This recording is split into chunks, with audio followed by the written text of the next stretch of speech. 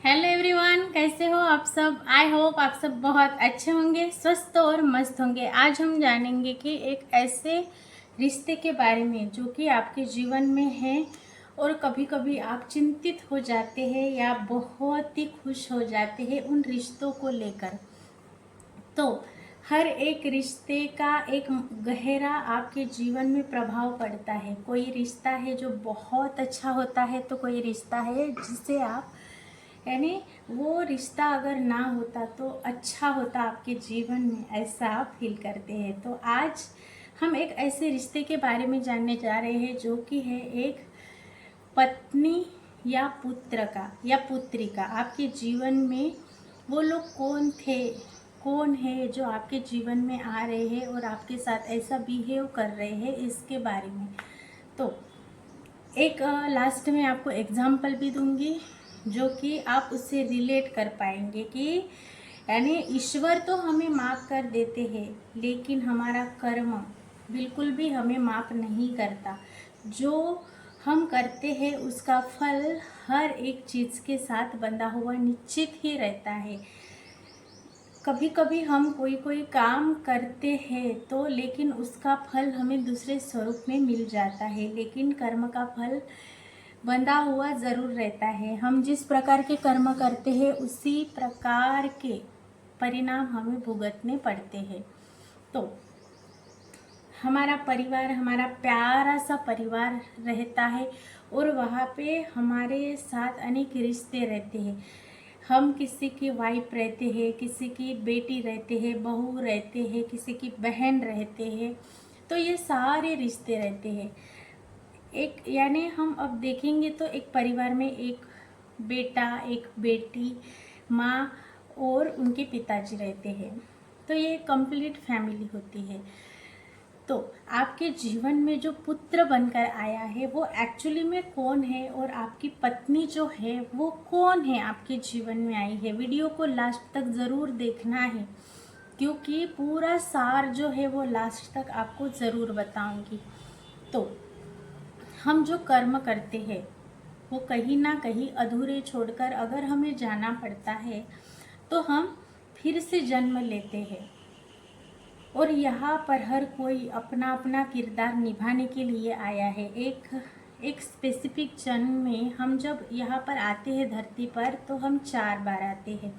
2 जन्म में हम एक लेडीज़ का चोला पहनकर आते हैं, तो जो 2 जन्म में हम जेंट्स के रूप में आते हैं। ये होता है।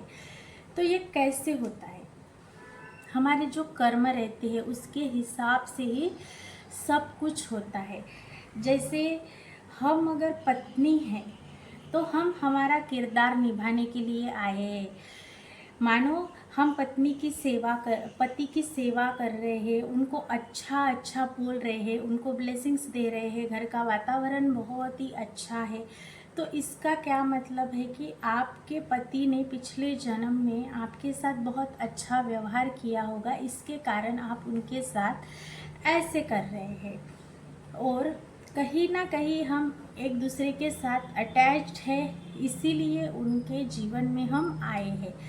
वो भी उनका बर्ताव हमारे लिए अच्छा रहा होगा, हम भी उनके साथ अच्छे से बिहेव करते होंगे, तभी ये है।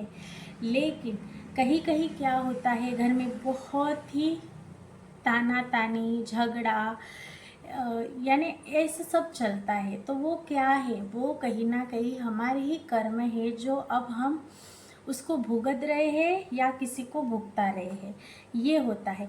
बेटा, बेटा कैसे आता है, बेटा उनका भाई हो सकता है, पिता हो सकता है पिछले जन्म का, या दोस्त हो सकता है। उस उनके साथ कुछ ना कुछ ऐसे बंधन है, उसको वो पूर्ण करने आया है। जैसे कोई कोई बेटे रहते जो घर में बहुत ही अच्छे से रहते, माँ पापा की सेवा करते, बहुत अच्छे से उनके साथ बिहेव होता, लेकिन कोई कोई बेटा ऐसा होता है जो यानी कुछ अंतराल तक ही वो अच्छा रहता, उसके बाद वो अच्छा नहीं रहता।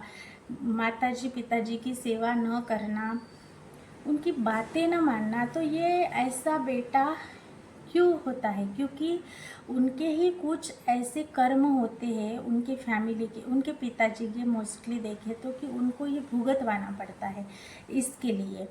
जैसे किसी किसी घर में ये ऐसा कुछ होता है कि कोई अगर बुज़ुर्ग रहे तो उनको कुछ सेवा ना करना, तो ये कहाँ से आता है? उनके साथ उन्होंने कैसे कर्म करे थे, उनके साथ ही वैसा बिहेव अब इस जन्म में होता है, क्योंकि वो एक रिश्ते में बंधे गए थे और उनको उन्होंने दुख दिया था या कुछ किया था, तभी ये सब कुछ हो रहा होता है और ये सब कुछ करता है। जैसे एक कहानी बताऊंगी। एक घर में एक लेडीज़ और एक जेंट्स थे और उनका बड़ा भाई था। बड़ा भाई बीमार रहता था, घर में ही रहता था और वो अच्छे से यानी खुद से कुछ कर नहीं पाता था। सब कुछ जो जेंट्स और लेडीज़ थी उनको, उनके छोटे भाई और उनकी पत्नी को करना पड़ता था। एक दिन उनके मुंह में ऐसे एक दिन उनके मन में ऐसे आया कि जो सारी प्रॉपर्टी है उनको आधा हिस्सा इसे देना पड़ेगा, और अब तो वो उनकी सेवा भी कर रहे थे। उन्होंने क्या किया, एक जो वैद्य जी होते हैं, एक लेडीज़ थी, उनसे उन्होंने कुछ जहर वगैरह की पुड़िया लाकर दूध में मिक्स करके उनको दे दी और उन्होंने पी लिया। और सबको पता था कि वो बीमार रहते थे, तो उसके कारण उनकी मौत हो गई। ऐसा हुआ। अब दिन तो चल ही रहे थे। एक यानी कुछ साल बाद उनके घर में एक पुत्र पैदा हुआ, और जब पुत्र पैदा हुआ तो 10-12 साल उसकी जो हेल्थ थी उसमें चेंजेस आने लगे। वो हेल्थ जो थी वो दिन ब दिन बिगड़ती चली गई। बहुत सारे हॉस्पिटल्स किए। कुछ सालों बाद तो ऐसा एक समय आया कि उनका घर बेचने तक की नौबत आ गई।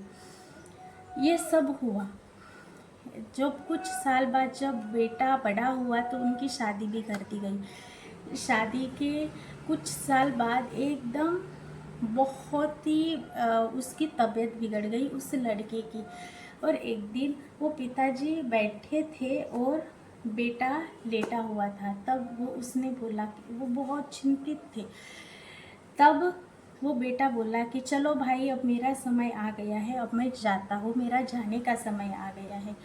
तब उनके पिताजी ने बोला, अरे ये क्या बोल रहा है, मैं तेरा बाप हूँ। अरे नहीं, कहाँ का बाप, तू तो मेरा भाई है, ऐसे बोला। फिर उन्होंने पूछा कि ऐसे कैसे बोल रहे हो, मुझे बताओ इस प्रकार से। तब उसने कहा कि तुमने मुझे ऐसा, तुम दोनों ने मिलकर जो इस रूप में जब अब माँ बाप जो बने हो, तो तुमने मेरे साथ ऐसा किया था, तो मैं तुम्हारे पुत्र के जन्म में आया, तुम्हारा बेटा बनकर। तो ऐसा हुआ। तो उन्होंने बताया, ठीक है ये तो मेरी बात है, लेकिन अब तुम बताओ कि इस जो लेडीज़ है, उसकी वाइफ है, उसकी क्या गलती है। तो उसने बोला कि ये वो वैद्य है जिसने तुम्हें वो जहर की पुड़िया दी थी। मेरा तो उसके साथ कुछ कर्म नहीं था, लेकिन पैसों के कारण उसने मुझे मारने के लिए जो पुड़िया दी थी, तो उसका तो कर्म भुगतना ही पड़ेगा, जो इस जन्म में मेरी वाइफ बनकर आई है। तो ऐसा होता है, हर किसी के साथ कुछ ना कुछ रिलेशन हो सकता है। अगर आपके हस्बैंड और आपके बीच में बहुत अच्छा गहरा रिश्ता है, या आपका बेटे के और पिताजी के बीच में कुछ गहरा कनेक्शन है और बहुत अच्छे से फैमिली रह रही है, तो इसका मतलब क्या है, आप उनके भाई या पिताजी बहुत अच्छे गहरे दोस्त रहे होंगे, तब भी आपका इतना अच्छा बॉन्डिंग है और वो आपके जीवन में आया है। आपकी पत्नी आपकी गहरी दोस्त हो सकती है, पत्नी हो सकती है, या फिर प्रेमिका हो सकती है, या बहन हो सकती है। इस प्रकार से इसलिए वो आपके जीवन में आई है। हर कोई ऐसे ही नहीं आता। हर किसी के जो कर्म होते हैं, उनका जो किरदार होता है, जो यानी दो लेडीज़ और दो जेंट्स के जन्म एक चोला पहनकर वो आते हैं और अपना अपना किरदार निभा कर उस मुताबिक कर्म करके वो यहाँ से चले जाते हैं। तो एक्चुअली में ये होता है। तो हमें लास्ट पे हमें क्या ध्यान देना है, कर्म।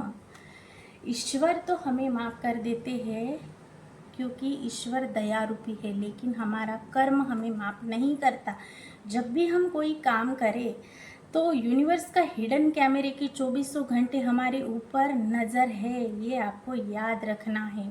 हर कर्म का फल उसके साथ बंधा हुआ ज़रूर रहता है, और ये गीता में भी बहुत अच्छे तरह से बताया गया है। बहुत सारे आध्यात्मिक ग्रंथों में भी बताया गया है कि हम अकारण यहाँ पर नहीं आते हैं, अकारण ही कोई घटना नहीं घटती है। सब कुछ होता है जो घट यानी वो होना ही होता है, तब भी होकर रहता है। कोई भी अकारण, कोई भी घटना या कोई चीज़ अकारण नहीं होती है।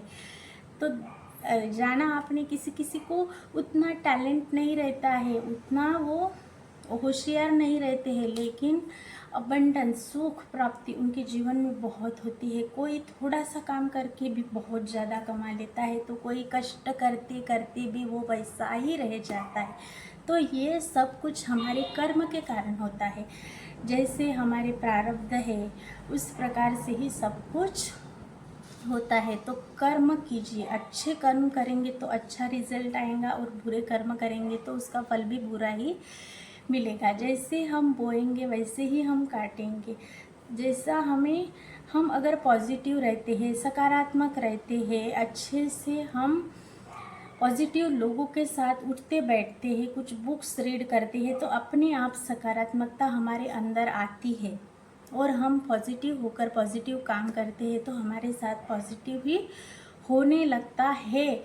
तो कुछ भी अकारण नहीं होता है। तो आपके साथ जो हो रहा है उसके लिए चिंता नहीं करना है, बस पॉजिटिव रहना है, और जो आप अभी कर्म कर रहे हैं उस पर आपको ध्यान देना है, ताकि आपके कर्म के साथ फल बंधा है उसका रिजल्ट भी आपको अच्छा ही मिले। इसके लिए आपको अच्छे परिणाम के लिए अच्छे कर्म करना है, अच्छा एक व्यक्ति बनना है, और खुद के जीवन को ऐसे निखारना है।